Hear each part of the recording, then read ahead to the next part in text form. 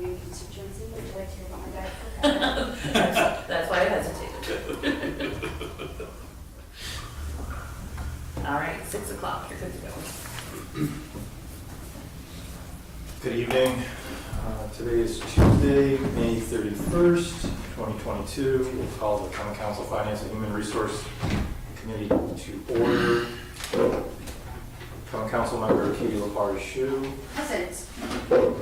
Common Council Member Scott Harrington. Here. Common Council Member John Rafter. Here. Is there any corrections, additions, or subtractions to the minutes of the May 9th regular meeting? None for me. And none will accept. Topic A.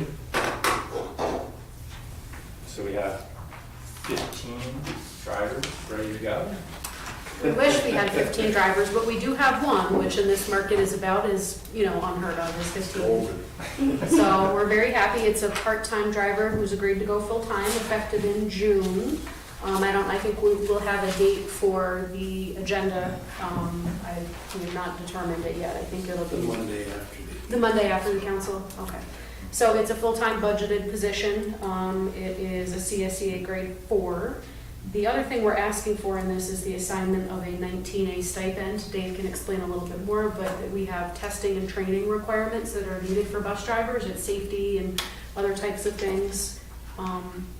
So the 19A is part of our required testing and training, and it's also all our record keeping.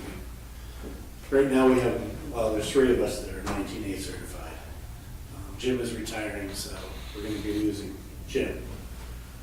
Kathy, one of our part-time drivers, is a 19A, and we're planning on having this person to help out with that as well.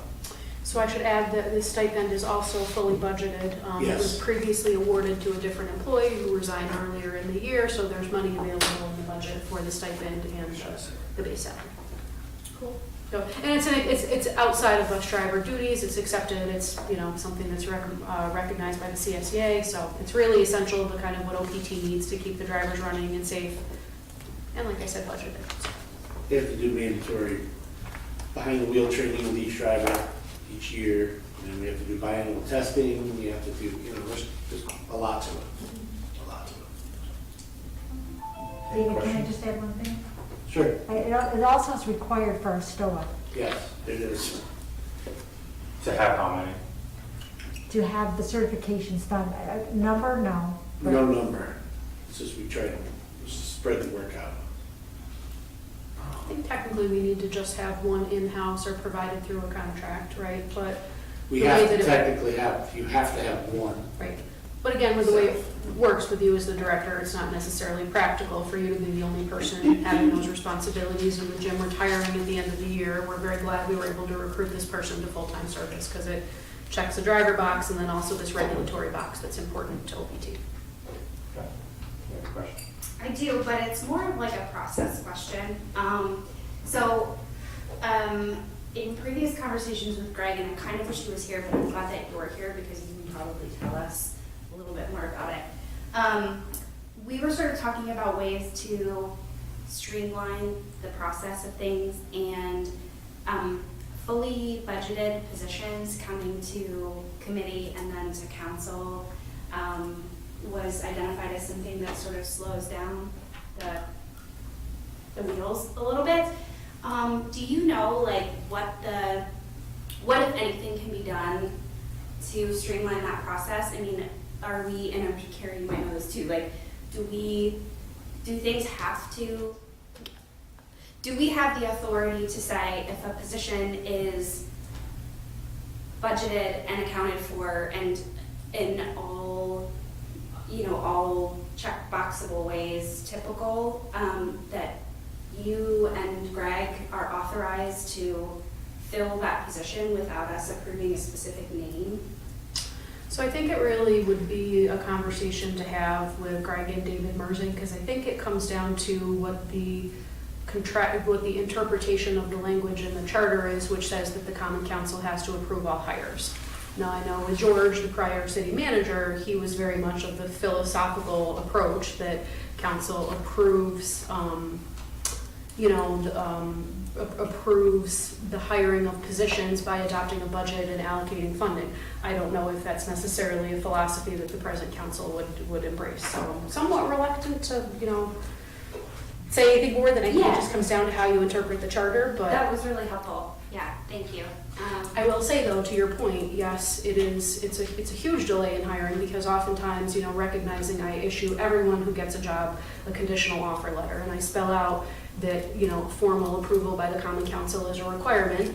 So oftentimes we have people who are reluctant to give notice until that happens. So we were looking at, like a 3-week process, which then becomes a 5-week process. So it's literally taking sometimes, 2 to 3 months to fill jobs from start to finish. From the time we advertise, we have for many jobs, a union posting requirement that has to go on for 10 business days. Then we advertise externally, then a committee, then the council, and then a person has to give notice. So it's long and difficult, for sure. Yeah.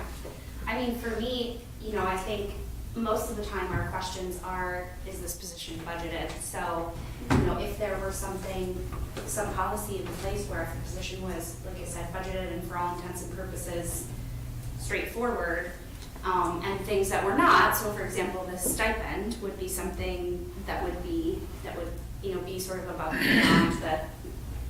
I guess that's budgeted too, but, the standard job offer, I think it would be worth us considering not approving individual hires once the positions are approved. Especially because, it's just speaking from experience, most of the time I don't know anything about the person that's being offered the position, and so I just say, you guys think they're good? And you say yes, and we're like, cool. So I think that would be, that'd be a good thing for us to look at. Sure. Cool, thanks. Hey, just to be clear too, there is a check and balance built into the system because the Civil Service Commission, which is an independent body built into, our charter and the way that civil service is administered here, they approve all hires, changes, promotions, salary changes, things like that. So there is additional, oversight in that way too. So it's not just Katie making decisions on, who the right candidate for a job is. Right, okay. Thank you. But no questions about the appointment, that sounds great. Hearing no resistance, we'll move topic A to full council. The update on the OPT contract with Foxcare. Go ahead, Jenny.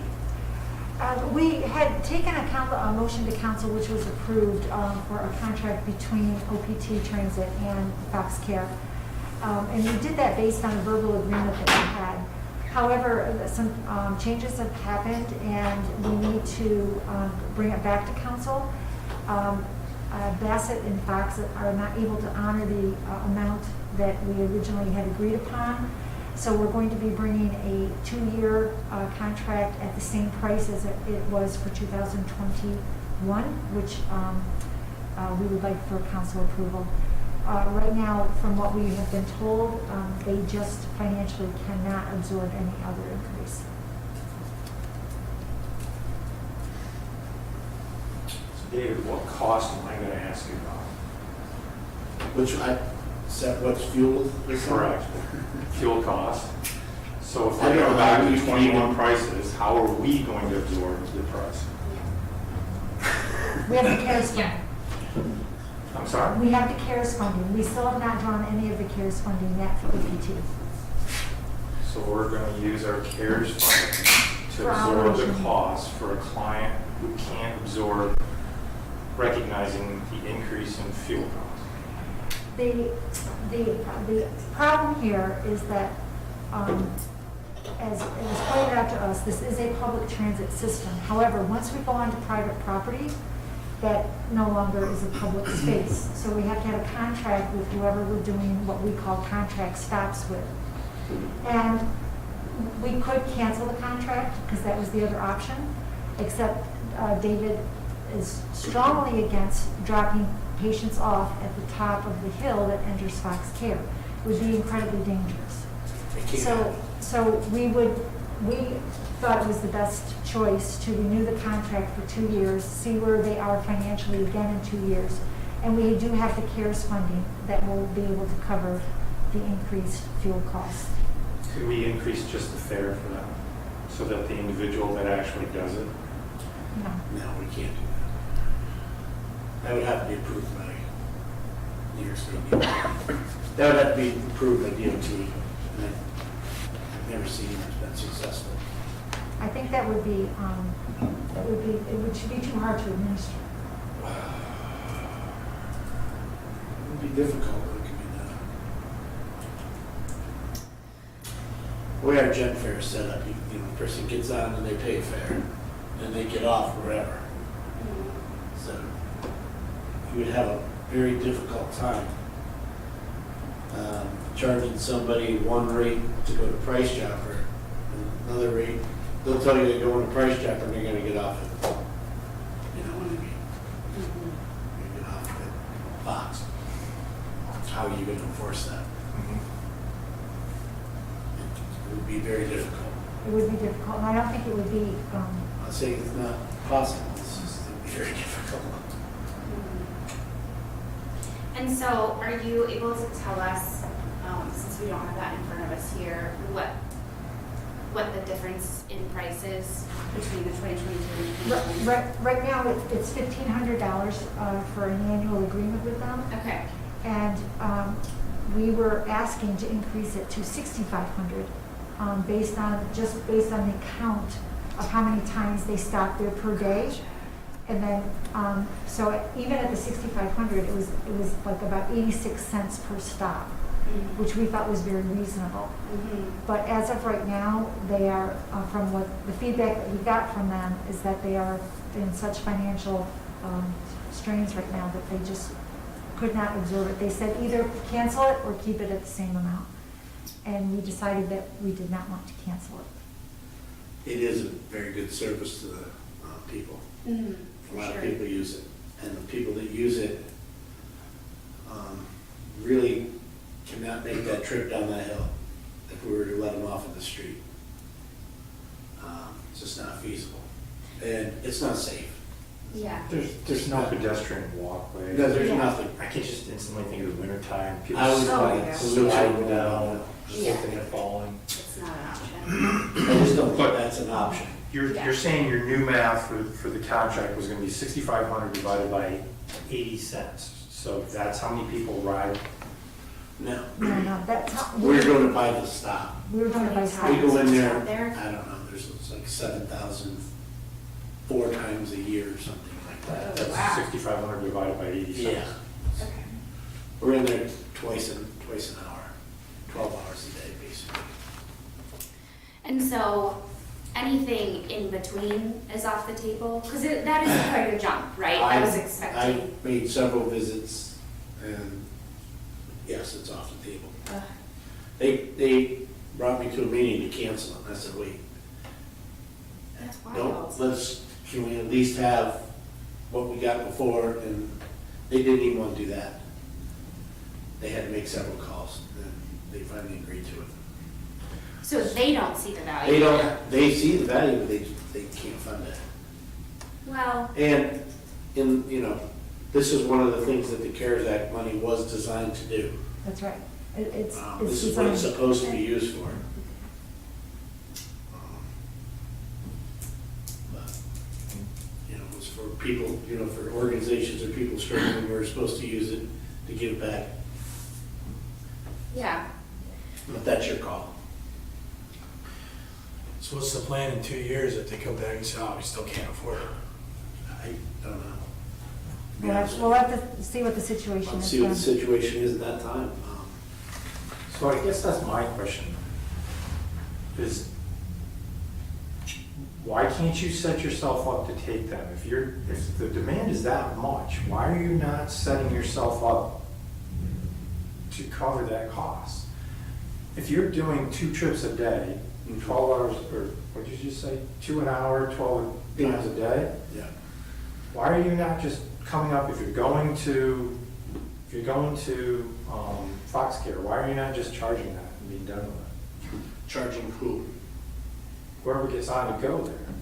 Like, is it the same people? Meaning, can they buy a month pass, a week pass? You can do either. So So Because I think there's we're all many there, pieces, we're trying to there's say. many pieces I don't think that we're. Well, think about it, we have several contract stops that we have. We have it with Walmart, we have it with Southside, Hanford. Right. So would we have a different fare for all of those different places besides just Foxcare? Because you have to think about the driver Mhm. and how much they would have to administer, keeping track of who was getting off where. It just. Don't they buy the pass at the point of sale?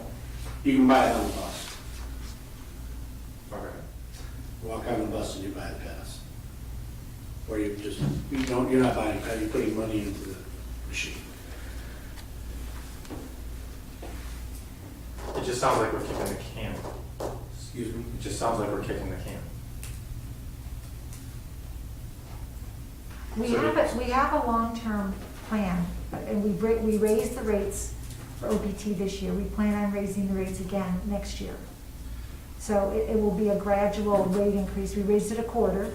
We plan on raising it a quarter again next year, and probably a quarter again next year. So it will compound.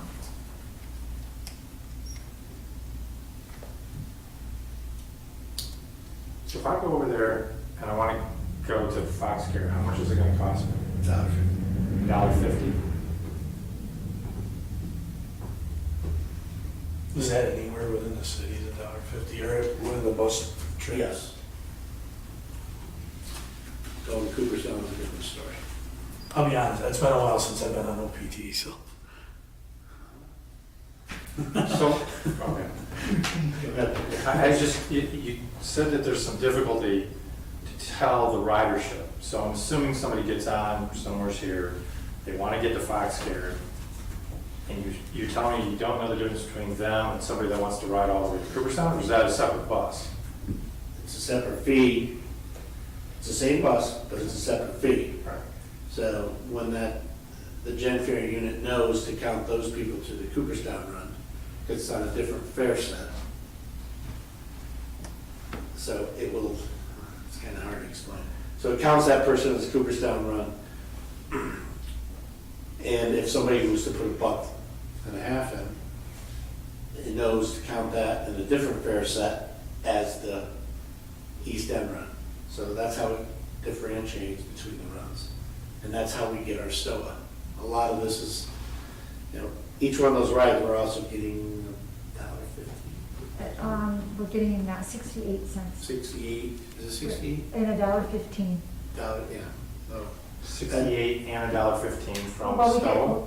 one we get for the miles, one we get for the passengers, but I'm forgetting which one is which. you get mileage, yeah, and you get a passenger fee. I think the passengers 68 and the mileage is $1.25 or $1.15 $1.15. per person each time.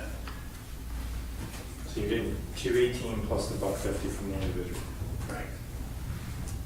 And the CARES Act will last us how many years if we just stay to the CARES Act? Well, right, we haven't touched the CARES Act funding yet, and we have 1.1 million. So that will carry us for a couple of years. And we can't use that for purchasing apparatus of any sort? No, it's only for operations. We can't do anything We've capital tried. with it. We have definitely tried. Ginny's tried, I've tried. It's not for capital.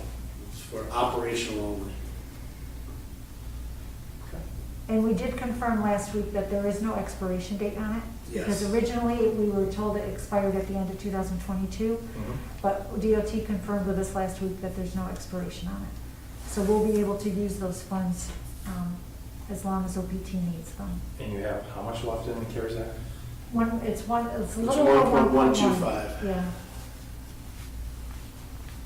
Okay. Any other question?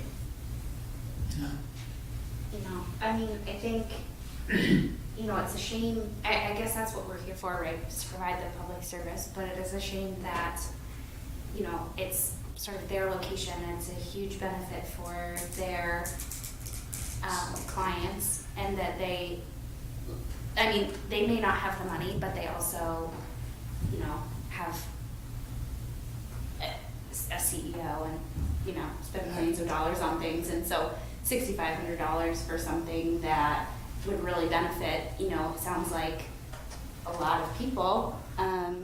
seems like something they'd be able to pinch from somewhere. So to me, it sounds like they don't see the value in it, and I think that's a shame. It's, I've never had issues getting contracts before, and this year has been very difficult. A lot of negotiating, never has been like this before. Yeah. I mean, if we have a way to continue the service, I certainly think we should do it. All right, hearing no objection, we'll move that item up to full council.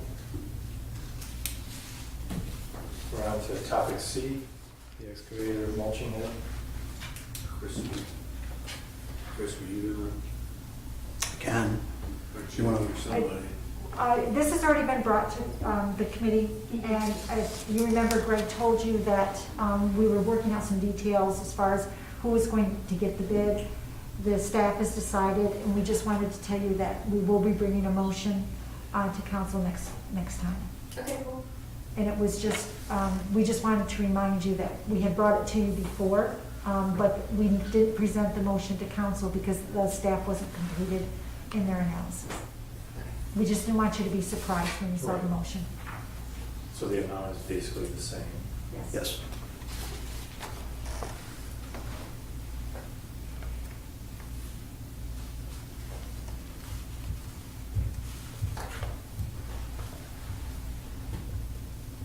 Chris, while we have you, just a side note, any update on the bucket truck? The bucket truck has been ordered. I believe delivery isn't until sometime next year. We're gonna be able to hold on to the one that we have. It's gonna be able to. It's limping along. Yeah, it didn't look too healthy today on River Street. We had the bushings replaced not too long ago. I think the main concern is the wiring harness. So once that goes, we have trouble. Topic D. You want to start it? So we contacted a timber harvest company a while back, late last year when I first started, to talk about timber harvest of all city-owned land. We own about 2,000 acres of property. A timber harvest was conducted back in 2009, 2010. It was a while. And the same company, Northeast Timber Services, Rod Jones is the owner. He did the initial analysis of all of our land.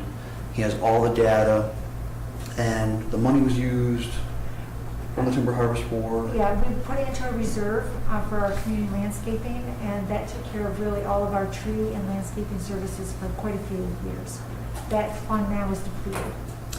So with that said, we're at a time now, years later, we're ready to do another timber harvest, especially with the emerald ash borer.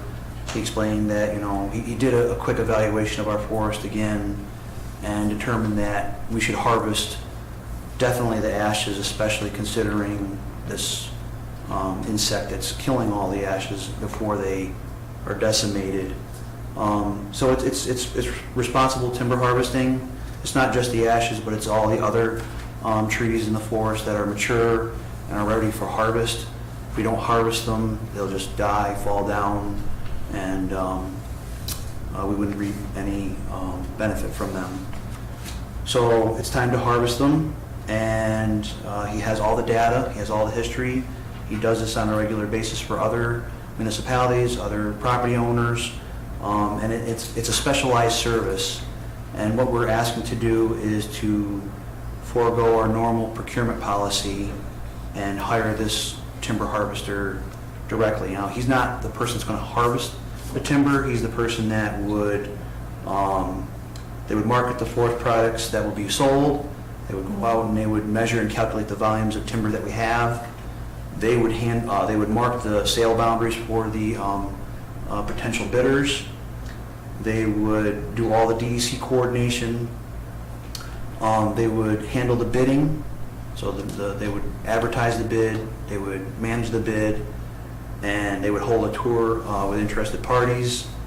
Then they would hold a public sealed bid opening, develop contracts with the winning bidder, secure performance bonds and from the purchaser, and basically handle the entire harvest for us.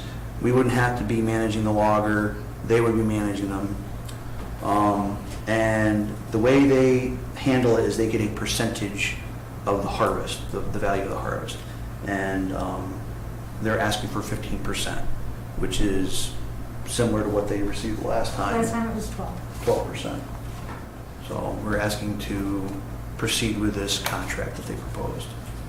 Any objections? No. Hearing none, we'll move that to full council. Topic E. I'm gonna take that one. Okay. Okay, so we just wanted to update you on where we're at with Springbrook relative to the public elevator and walkway project. So our city attorney is working with Springbrook's attorney on a number of items. The first one is the easement to give the city the rights for public ingress and egress and the right to the elevator. This will be a permanent easement. It will also give us permission to install police security cameras inside and outside. So that's underway, that's very close. We've been having Zoom meetings with Springbrook and their attorney weekly for the past couple of weeks. So we're close to that, having that ready. The separate agreement is to share the maintenance costs, which would be a 50-50 share. Our intent is that Springbrook will contract for the cleaning or do the cleaning themselves or however they're going to do it, and we will reimburse them for 50% of that cost. The third agreement is a lease agreement for the 10-foot by 10-foot space in the basement where we have storage items for our DPW crew, I believe. That will be, I think both of those last agreements will be 5-year terms with an auto renew for 5-year terms. No cost on that one. Greg's goal eventually is to have storage in the new transit hub. If we have that, then we wouldn't need this space.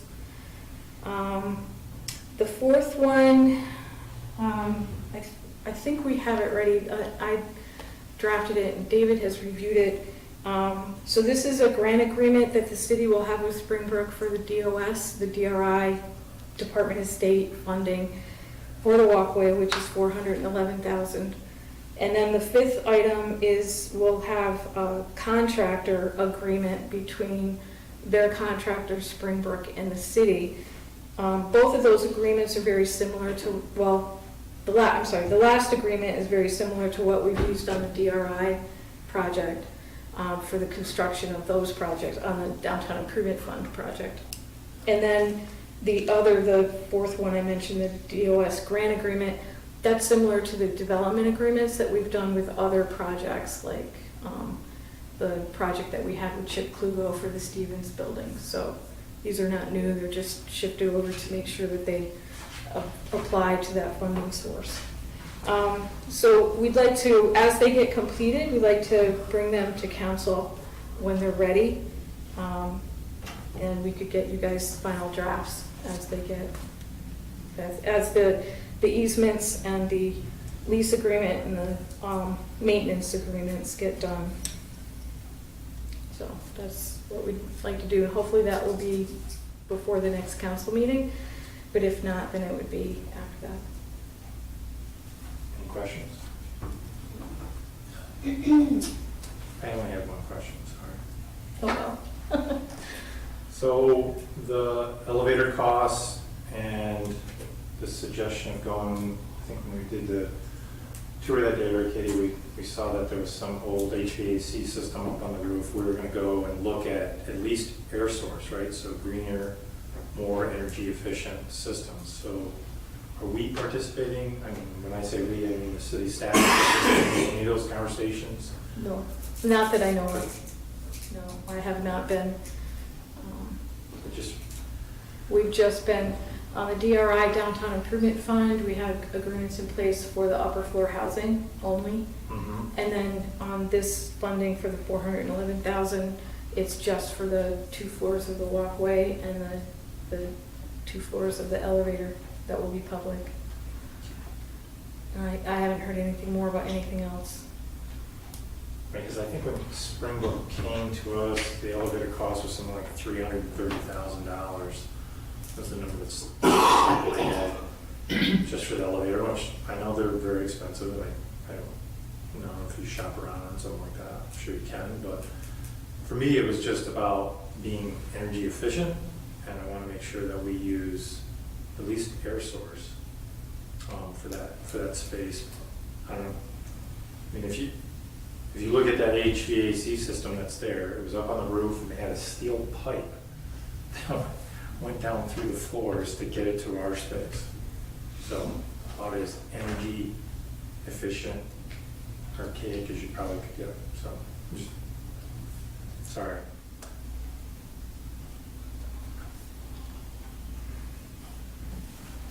Still wasn't cold then.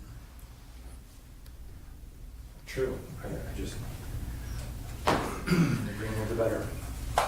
Thank you, Judy, for that update. Topic F, the update on the town water bill. I just wanted to update the committee. Last time I had told you I was going to go up to the county, to the admin committee, to ask if they would share in the tax enforcement proceeds that they received on a town property. I was not successful. We did have a good conversation. They asked a lot of questions. They asked basically the questions I would have asked if I was sitting on the other side of the table. But they ultimately decided no, that they were not going to share in the proceeds. One of the main reasons is they did not want to set a precedent for other municipalities for them to come in and ask for payment on some outstanding bills on other properties that might go for tax foreclosure. They also have other properties that they take losses on.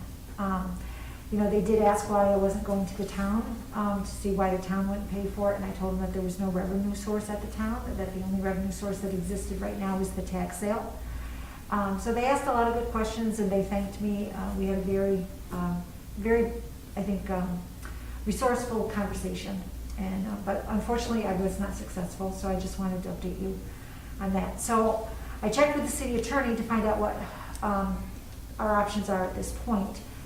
One, we can place a judgment against the individual, which will cost legal fees. And David and I discussed it, and so did Greg. We didn't think it would be productive to do that, thinking that it would cost more than we would, even if we ever got anything out of the person. So I think the only option for me is to write the balance off and take it as a loss. Because once a property changes hands through a tax foreclosure proceeding, all liens are released against the property. So the only option we have is to do a judgment against the individual. If they didn't pay their annual tax bill, they're not going to pay our water. Right. I also don't think this person's even in the area any longer. Okay. Thank you for that update. And then topic G. I just wanted to inform the committee I've started the bond issuance process. Right now, the estimate is we're going to issue about 3.5 million. It will be 2.2 million for the West Street project, and that will be split between general water and sewer. I don't have the final cost from the engineering department on that yet, because obviously the project isn't quite finished. And then it will also fund the NYPA project that we have done with the street lighting. And the current interest rate that we're looking at is 3.85%. It's still a good rate, just not as good as what we've realized in the past couple of years. But we want to try to get the issuance done by July before the rates go up again.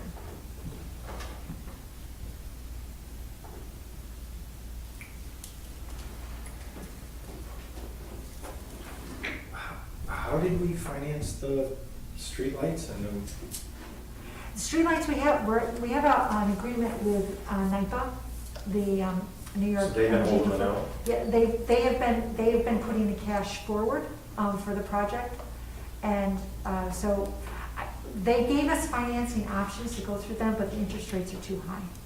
And so we'll be much better off doing it through our own.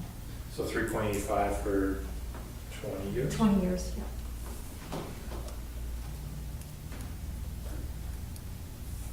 Okay. Are we going into executive session? Hearing none. Any other items that need to be raised? I just wanted to talk briefly about, Scott, what you brought up over email. I mean, it's probably something that would go through like the click, but I think that What's the click? quality of life and infrastructure Oh, committee. that's just, okay. But I'm not on that committee, so I'm here to talk about that. I was just If you on would- that committee. If you would, allow me. Sure. What are we talking about? Okay. Scott had just mentioned, and I agree with what you said in the email, Scott, that sometimes things will happen in the city that are at a certain level of importance, and there isn't really a system to inform, there isn't a routine or a protocol or anything to inform not only like the council member whose ward has been impacted, but the council as a whole, you know, at a certain level. And I just think, you know, one of the critical components of something like that, I think it's really important that we are informed, that we're able to answer questions, specifically when something happens in our ward, but I think also, you know, I think we have the obligation on council to say, if we want this information, like, how can we figure out a system that doesn't put the onus on the department that we're requesting that information from? So I think that we need to figure out a way to develop some sort of systemic notification process, figure out like at what level of things we would like to be notified, how often we'd like to be notified, and figure out a way that doesn't add to the workload of OPD, because they're already obviously overwhelmed with like information requests and, you know, that kind of thing. So, I don't know, I just wanted to like bring that up and see if you guys have any thoughts on Do you that. have any suggestions? Yeah, I mean, you know, I think it would be, there's, in my mind, there's sort of two types of things, right? There's urgent things, like what just happened. That should be, you know, as soon as it's feasible. And then I think there's also, for me at least, an interest in sort of the overall happenings in my district. And that could even be, you know, if we were able to set like a tier, you know, and say, you know, if it's, and I'm sure, right, in police work, there are those tiers, so it's almost even done for us to be able to say anything that is more severe than X, you know, needs to be an urgent notification. Anything that is less urgent than that, or less severe than that, could be on a quarterly basis, just so that we have like rates and statistics, and, you know, even things as seemingly, you know, mundane as traffic will help us advocate for maybe better signage or crosswalks or whatever. So, but I don't want to do all that to just be a thorn in OPD's side. So I don't know if there's a way that we can integrate into their, I mean, obviously they're keeping records of these things. There has to be a way to filter that data set by, you know, location parameters and to have that process happen automatically. And I'm just not familiar enough with their software and what they're working with to be able to say, you know, here's what can be done. But I just wanted to get a general sense of like, do you guys see value in that? Do you think that's something that is a conversation that's worth having to get us this information more routinely? Would that be something that has to do with the expectation that Greg, as the city administrator, is responsible for communication, which is one of the things we've talked about in terms of an expectation? Yeah, I think that perhaps on the really urgent things, but I think that Greg already has so much going on that if it was a process that could be automated in somehow to not put it on anybody's plate, or very minimal, you know, somebody has to hit send on a report somewhere, that would be ideal. Mm. Because I don't think it's realistic to think that Greg could be coming up with, you know, be notifying us every time something urgent happens, and then also be coming up with. The reason I bring it up targeted is reports. that one of the most recent incident with the murder, Mhm. with the finding of whatever it was, we've learned, was there a delay that we experienced, and what? Well, I think in multiple scenarios, we've sort of found out at the time of the press release going out. You know, we get the press release before, or as it goes out to the press, right? So we get that sort of 5-minute heads up. But there isn't really we're not, especially like, you know, I'm pretty sure it happened, no, I'm confident that it happened in Emily's ward, and I think that was one of your questions, Scott, was like, was Emily made aware, like, immediately? And it sounds as though, like, the mayor wasn't made aware. You know, I think he sort of took that as, Mark, why didn't you tell us? And he kind of came back and said, I wasn't made aware either. You know, and to my mind, that only, you know, exemplifies that there is a need for some sort of systematic notification process. Because when something happens specifically in your ward, people have questions. And mine is close enough to where it happened that some people have questions. Yeah. Did that answer your question, John? In a way. In a way? Okay, good. That's what But I- it's are you suggest, maybe there's a suggestion that the council member gets informed. Why is the council member being informed ahead of the public, for example? So that we have time to ask questions before people start texting us and saying, you know, there's someone stabbing people, can you tell me more about this? And you're like, I just found out. So in this case, I found out from a constituent before the press release came to my email. Mhm. Yeah, I actually found out, not from a constituent, from someone else.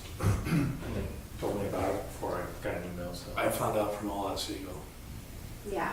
So, And I think it's just a matter of like, we're the neighborhood volunteers, right? And so as much information as possible that we can be, you know, fortified with, the better representatives we can be. I think this would be honestly, I think it's a great question to bring up at the council meeting. Okay. I actually would suggest it to bring it up as an agenda item, so that it's not at the last minute. Okay. I would second that motion to have that discussion, so that we can actually talk about that form of communication, because I think the gentleman to my right has had multiple incidences in the 3 years, give or take, that he's been on council. And Yeah. I think it does help to have a bit of a heads up when this type of incidences happen.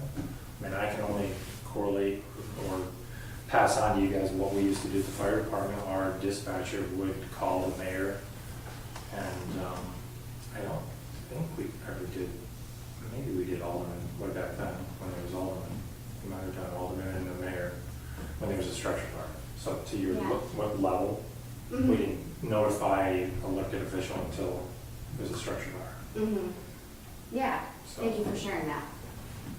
well, I would definitely suggest that I was even thinking of the human resource, so I was trying to think of how we could, at committee level, talk about it. But I think overall it's a council subject, and we definitely should have a council decision about it. And I think it would be good for Greg and the mayor to participate in that conversation. So. Yeah, absolutely. I'm kind of bummed that they weren't here, but I still felt like it was important to talk about. So. Well, there was the email from the mayor saying, I am not necessarily informed about a crime ahead of anyone else. Right. So, yeah, we can discuss it about what that would be, if there are any downsides to putting a priority about a council member learning something before Right. I mean, others. Katie brings up some good points. Is it, within the process, is it automated, meaning some kind of computer system is generating, or is it a human being that's gonna have to do it? So, this is the conversation with Greg and his insight, Mhm. his ability, I think, is what we Yeah. need, so. Judy. Okay. I'm sorry, yeah, I don't wanna call people, I just saw you over there. I just wanted I'm just, to, if Dave Mersey was here, somebody's gonna say something, so why? So, so I just wanted to say that the comp plan recommends the hiring of an information officer for the city. That's right. I would love to talk about a community information officer sometime at a finance meeting. Plan. Comprehensive plan. Oh, okay. And I think it's in a strategic plan too. Yeah, and I think that's a pretty critical position for us. For transparency's sake, for this function, for media function, yeah. I would love to talk about that. Can we put that on the next finance agenda? But do you want to do it there, or do you want to have a conversation at the council to start it off? Oh, we could still have let's- and maybe get general support for the position, or sense of general support for the position at council. Within that council decision, or discussion, we can talk about the Yeah. Excellent. position. That's a really great point, Judy, thank you. You're welcome. Cool. Anything else from you guys? See, so. This subject or any other subject matter? Okay, let's go home.